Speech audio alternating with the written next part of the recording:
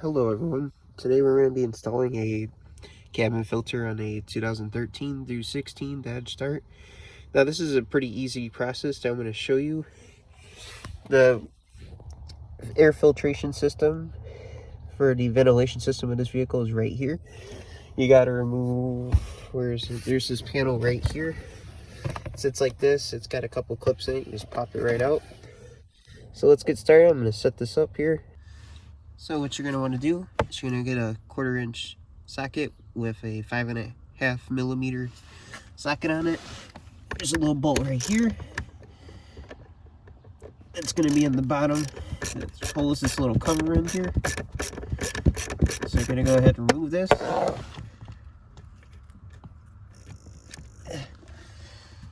Alright, and then once you remove that, should be a little clip at the bottom.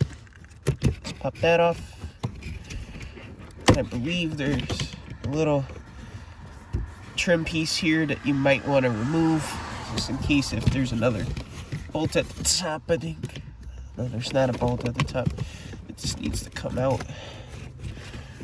Okay, there we go. The little cover comes out like this. There's not another bolt at the top.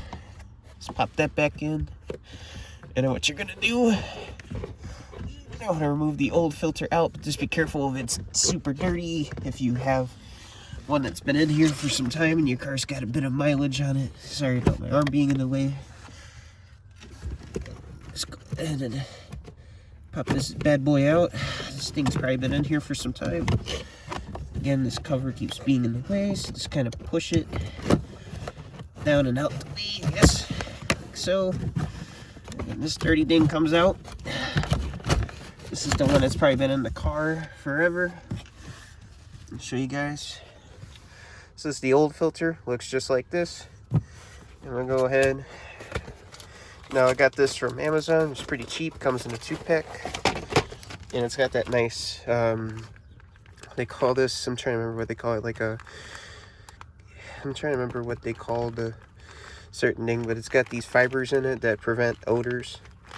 And it's a lot better than the OEM one that looks like it doesn't have it at all. So let's go ahead and continue, and we're going to pop this in here. Now continuing on, same thing as removal. You're going to take this one. You're going to want to slide it where it says airflow. I don't know, this one does. Yeah, airflow says down on it. So the airflow is going to want to go this way. The arrow facing towards the outside. If all goes to plan, this should just slide right in, and then you just replace the cover. It's got 2 clips on the bottom. You're going to want the one with the open-ended bolt part right here. And you're going to want to look up above. Make sure that clips in first, followed by the bottom. Otherwise it'll be all loose at the top, and you don't want that. Some debris flying in at the bottom. You put it facing towards the feet part.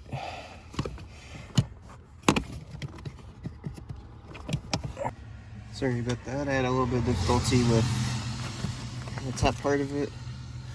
I'm just going to go ahead and replace the bolt back in. Bottom, make sure it's threads in correctly. Do it again.